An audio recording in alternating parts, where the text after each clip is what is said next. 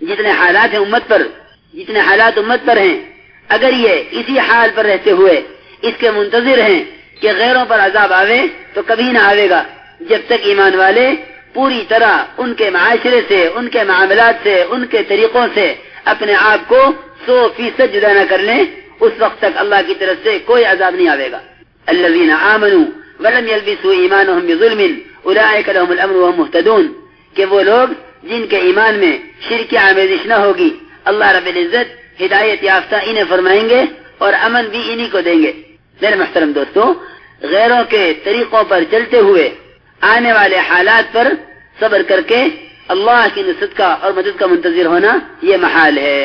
اس لیے صبر تقوی کے ساتھ ہے، صبر تقوی کے ساتھ ہے کہ اگر صبر اور تقوی زندگی میں ہو تو اللہ کی مدد یقیناً آنے والی ہے۔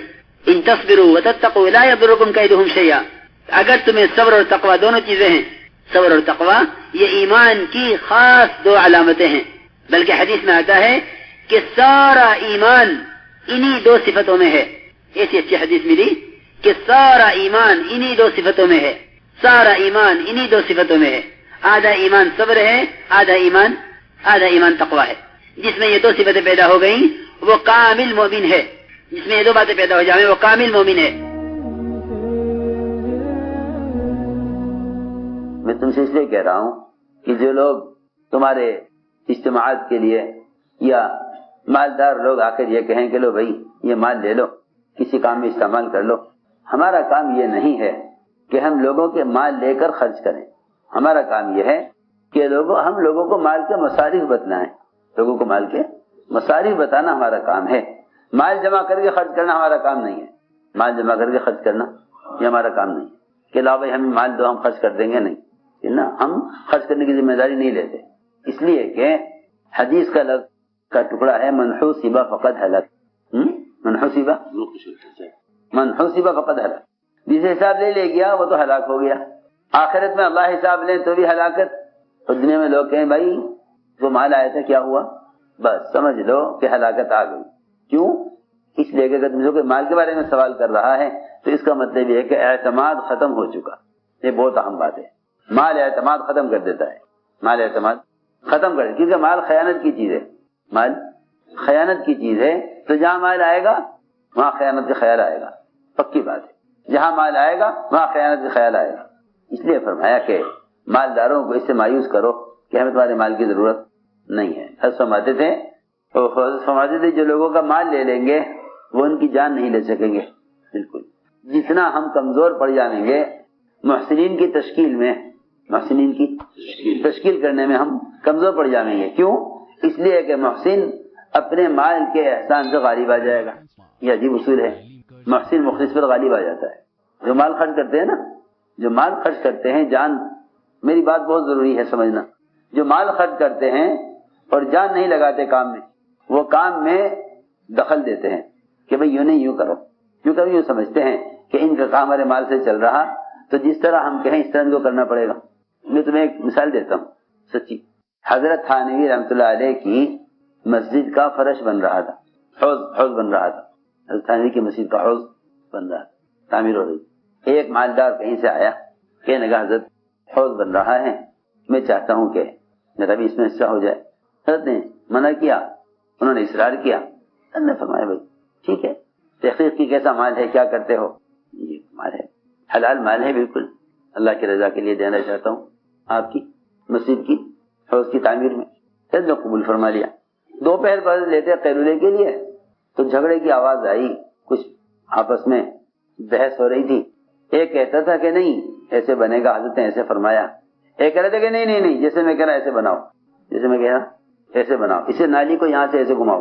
حضرت نے دیکھا جہاں کے آخر کون ہے یہ، تو دیکھا تو وہی مالدار جو مال لے کر آیا تھا وہ مستری سے کہہ رہا تھا جس طرح میں کہہ رہا ایسے بناؤ، جیسے میں کہہ رہا حضرت اس طرح جس طرح میں کہہ رہا ایسے بناؤ۔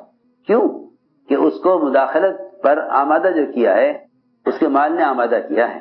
میری بات توجہ چاہتی ہے، اس نے کہا دیکھو جس طرح میں کہہ رہا ایسے بناؤ۔ حضرت اندر گئے، خاموشی سے پیسے نکالے اس کے دیے ہوئے، لا کے اس کو واپس کیا کہ لو بھائی تم نے پیسے لو، جاؤ۔ کیا بات ہو گئی؟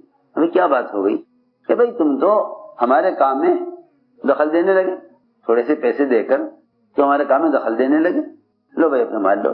میں نے عرض کیا کہ یہ نبوت کا مزاج ہے کہ وہ جان کا مطالبہ کرتے ہیں، مال کا مطالبہ نہیں کرتے۔ نبوت کا مزاج ہے کہ وہ جان کا مطالبہ کرتے ہیں، مال کا مطالبہ۔ جس طرح میں کہوں گا آپ اس طرح کہتے رہیے گا۔ لا الہ الا اللہ محمد الرسول اللہ۔ کوئی عبادت کیے جانے کے لائق نہیں سوائے اللہ کے، کوئی جی لگائے جانے کے لائق نہیں سوائے اللہ کے۔ محمد صلی اللہ علیہ وسلم اللہ کے بندے اور اس کے رسول ہیں۔ ایمان لائے ہم اللہ پر، اس کے فرشتوں پر، اس کی کتابوں پر، اس کے رسولوں پر، آخرت کے دن پر، تقدیر پر، جو کچھ بھلا ہے یا برا سب اللہ کی طرف سے ہے۔ اور ایمان لائے ہم مرنے کے بعد دوبارہ زندہ کیے جانے پر،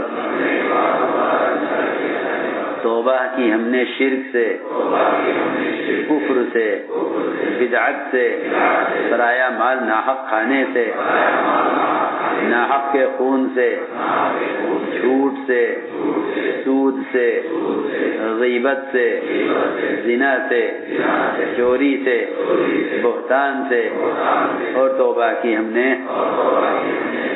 اللہ کے راستے کی نقل و حرکت میں کمی کرنے سے، اور توبہ کی ہم نے دین سیکھنے میں سستی کرنے سے، اور توبہ کی ہم نے ہر چھوٹے بڑے گناہ سے۔ اے اللہ توبہ ہماری قبول فرما، عہد میں ہمیں مضبوط فرما، دعوت کے کام کے لیے ہمیں قبول فرما۔ بیعت کی ہم نے حضرت مولانا محمد الیاس رحمۃ اللہ علیہ کے سلسلے میں سعادت کے واسطے سے۔ چھوڑ دو، یہ بڑے بڑے گناہ ہیں جو کبائر کہلاتے ہیں، ہمیں ان سے اپنے آپ کو ہر ممکن بچانا ہے۔ اور گناہوں سے بچنے کے لیے سب سے بنیادی سبب وہ نوافل کی کثرت اور نوافل کا اہتمام ہے۔ اس لیے کہ اللہ تعالیٰ خود فرماتے ہیں کہ میرا بندہ نوافل کے ذریعے میرے اتنا قریب ہو جاتا ہے کہ اس کے چلنا، اس کا پکڑنا، اس کا دیکھنا سننا سب اللہ کی چاہت پر آ جاتا ہے۔ میں اس کے ہاتھ، اس کے پاؤں بن جاتا ہوں، یہاں تک روایتوں میں ہے۔ اس لیے نوافل کو ہلکا نہ سمجھیں، تہجد، اشراق، چاشت اور اوابین اور نماز سے بعد کی پہلے کی سنن رواتب کا اہتمام فرمائیں۔ دوسرا سب نظر کی حفاظت ہے، جتنا بھی نظر کو حرام سے بچائیں گے اتنا ہی عبادات کی حلاوت اور لذت محسوس کریں گے۔ اس لیے کہ نمازوں کا خشوع اور نمازوں کی حلاوت، ان نظر کا غلط استعمال، یہ نظر کا غلط استعمال ختم کر دیتا ہے نماز کی حلاوت کو، نماز کے خشوع کو۔ اس لیے اپنی نظر کی حفاظت کریں۔ تیسرا سبب اللہ کا ذکر ہے، بشرطے کہ اللہ کا ذکر باوضو کیا جائے، تنہائی میں کیا جائے، کہ ذکر تبتل چاہتا ہے۔ اللہ کے غیر سے پوری طرح کٹ کر ذکر کرنا، اللہ کے غیر سے پوری طرح کٹ کے ذکر کرنا، یہی اللہ کے ذکر کا اصل طریقہ ہے، اور قرآن نے اسی طرح کرنے کا حکم دیا ہے۔ وَاذْكُرِ اسْمَ رَبِّكَ وَتَبَتَّلْ إِلَيْهِ تَبْتِيلًا، کہ اللہ کے غیر سے پوری طرح کٹ کر اللہ کا ذکر کرو۔ ہم ساتھی عام طور سے چلتے پھرتے یا بیان کے دوران ذکر کر لیتے ہیں، یہ نہ ذکر کا طریقہ ہے اور نہ ذکر سے دل کی غفلت ختم ہوتی ہے، بلکہ ذکر باوضو کیا جائے، تنہائی میں کیا جائے، اور اللہ کا دھیان جماتے ہوئے ذکر کریں، کہ اللہ کے دھیان کے بغیر ذکر کرنا دلوں میں سستی اور غفلت پیدا کرتا ہے۔ اللہ کے دھیان کے بغیر ذکر کرنا، مولوی اصف فرماتے تھے، یہ ایسی بے ادبی ہے جس سے دلوں میں غفلت پیدا ہوگی۔